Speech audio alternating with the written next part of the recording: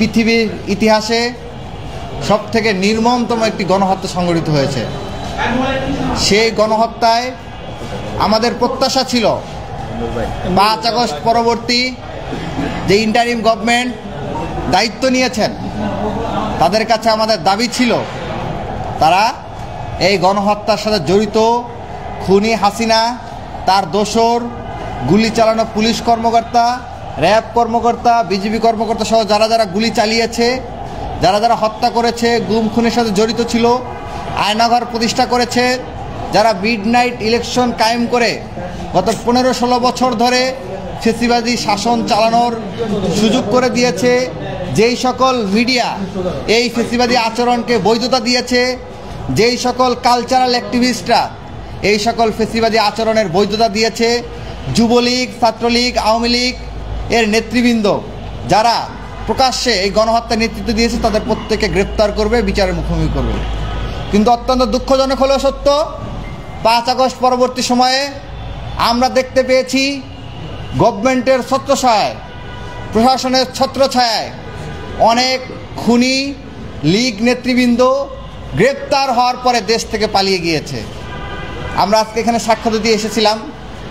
আপনারা জানেন গত 14 জুলাই 2024, 15 জুলাই 2024 এই 2 দিন এবং 16-17 জুলাই এই 4 দিন ঢাকা বিশ্ববিদ্যালয়ের শিক্ষার্থীদের উপরে নির্মম হামলা চালানো হয়।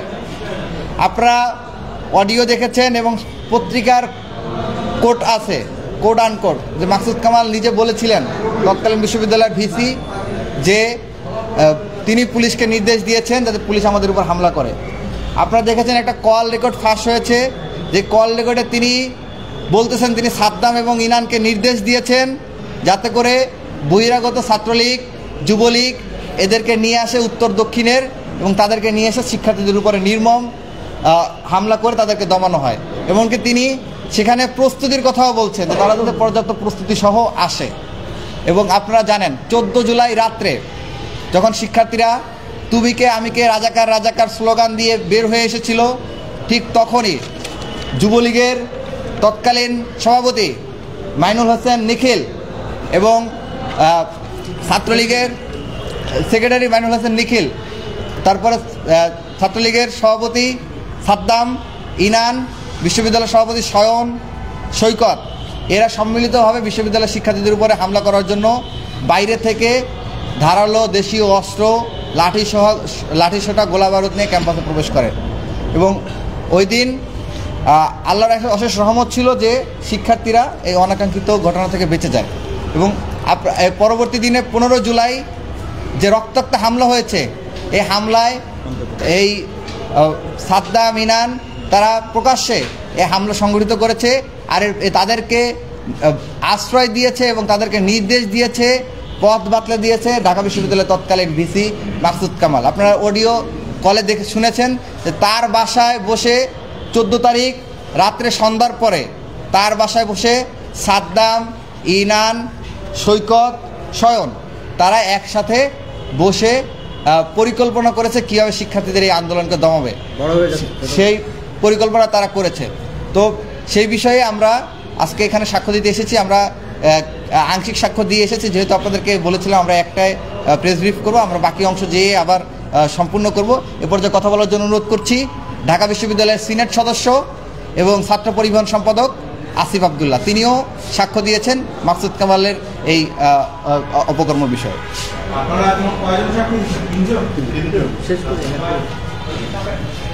সম্মানিত সাংবাদিক বন্ধুগণ, আপনারা জানেন যে 2024-এর 5ই জুন পরিপত্র বাতিলের পরে ধীরে ধীরে আন্দোলনটি সংগঠিত হয় এবং যখন 14ই জুলাই শেখ হাসিনা যখন আন্দোলনকারীদেরকে রাজাকারের নাতিপুতি আখ্যা দেয়, তারপর থেকেই মূলত আন্দোলনটা অনেক বড় করে শুরু হয় এবং দানা বাঁধে। এবং ওই দিন রাতেই আমরা যখন বিশ্ববিদ্যালয়ে অবস্থান করি, এরপরে আমরা চলে যাওয়ার পরে রাতে 2টার দিকে কিন্তু ছাত্রলীগ আবার ক্যাম্পাসে ঢুকে এখানে একটা মহড়া দেয়, শিক্ষার্থীদের বিরুদ্ধে বিভিন্ন স্লোগান দিতে থাকে।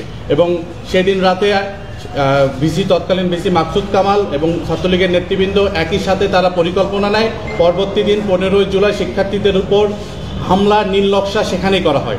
এবং 15 জুলাই মল চত্বরে আমাদের নারী শিক্ষার্থী বোনদের উপর হামলা হয়। এরপরে শহীদুল্লাহ হল এলাকায় শিক্ষার্থীদের উপর ছাত্রলীগের টোকাই বাহিনী হামলা করে।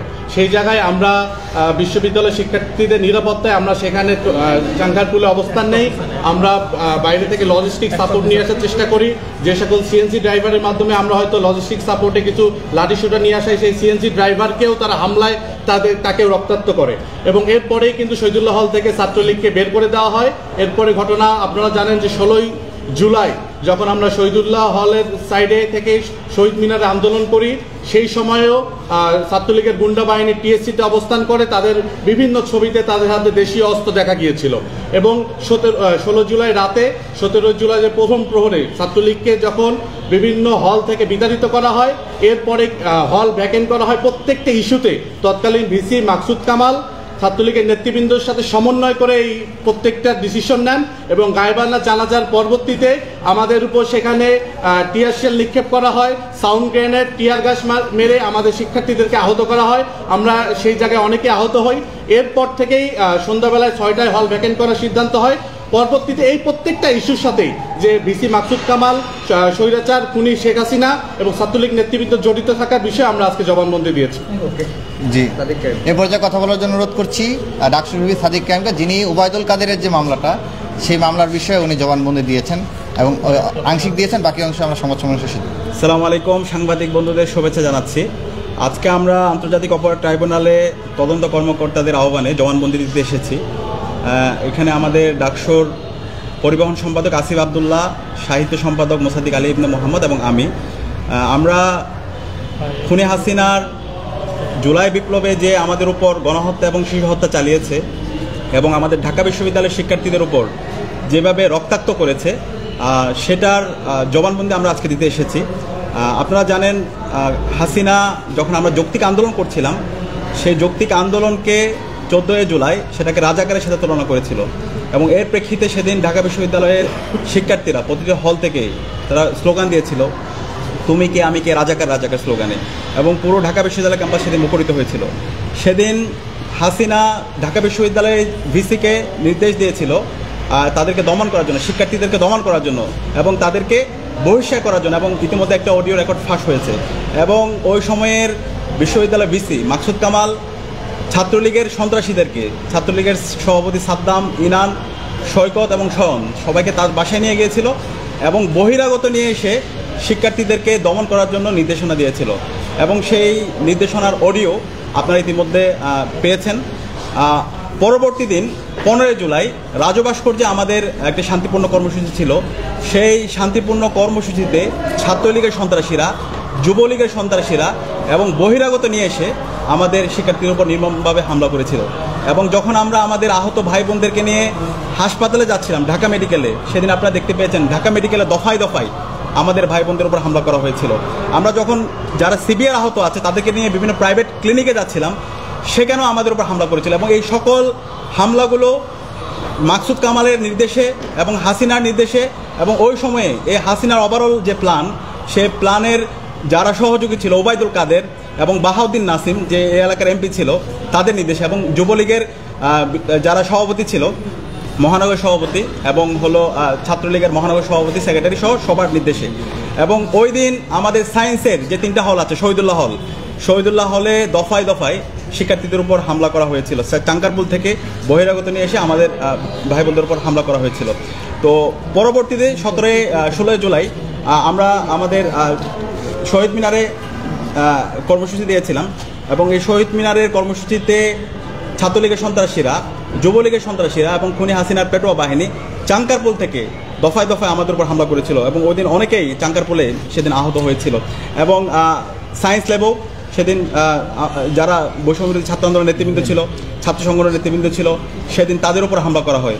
এবং 15 জুলাই রাতে নটরডেম কলেজের কিছু শিক্ষার্থীদেরকে অ্যারেস্ট করে নিয়ে তাদেরকে বিভিন্ন ধরনের হুমকি দুমকি দেওয়া হয়। 16 জুলাই যখন আমরা প্রোগ্রাম করছিলাম শহীদ মিনারে, একই সময়ে রংপুরে আমাদের আবু সাইদের উপর হামলা হয় এবং চট্টগ্রামে ওয়াসিম শান্তর উপর হামলা হয় এবং পরবর্তীতে আমরা জানতে পারি তারা শহীদ হয়। এবং ওই দিন 16 জুলাই 6 জন সারা দেশে মুক্তিকামী ছাত্র জনতা শহীদ হয়। এর প্রেক্ষিতে আমরা 17 জুলাই ঢাকা বিশ্ববিদ্যালয়ে গাইবানা জানাজা দিয়েছিলাম এবং সেই গাইবানা জানাজা বিসির যে হচ্ছে আমাদের হচ্ছে বিসি চত্বর আছে, সেই বিসি চত্বরেই কর্মসূচি দেওয়া হয়। সেই বিসি চত্বরের গাইবানা জানাজা কর্মসূচিতে ছাত্রলীগের সন্ত্রাসীরা এবং খুনি হাসিনার পেটোয়া বাহিনী দফায় দফায় সেদিন আমাদের উপর হামলা করেছিল এবং এক পর্যায়ে বিশ্ববিদ্যালয় ক্যাম্পাস বন্ধ ঘোষণা করেছিল। তখন আমরা সামগ্রিকভাবে সবার সাথে কথা বলে আমরা সিদ্ধান্ত নিয়েছিলাম আমরা এই ক্যাম্পাসে অবস্থান করব, এই হাসিনার পতন না হওয়ার পর্যন্ত আমরা আমাদের আন্দোলন আমরা জারি রাখবো। পরবর্তীতে ক্যাম্পাস শিক্ষার্থীদেরকে জোরপূর্বক ক্যাম্পাস ছাড়তে বাধ্য করা হয় এবং শিক্ষার্থীরা যখন ক্যাম্পাস ছেড়ে যাচ্ছিল, ছাত্রলীগের সন্ত্রাসীরা শাহবাগে আমাদের ভাই বোনদের উপর হামলা করে এবং হচ্ছে এদিকে কাটাপনের ওইখানে ছাত্রলীগের সন্ত্রাসীরা বিজয় একাত্তর হল ছাত্রলীগের সন্ত্রাসী ইউনুসের নেতৃত্বে অসংখ্য শিক্ষার্থীদের উপর হামলা হয়, পলাশীর ওইখানে ছাত্রলীগের সন্ত্রাসীরা হামলা করে, এভাবে বিভিন্ন প্রান্তে বিশ্ববিদ্যালয়ের শিক্ষার্থীদের উপর হামলা করা হয়।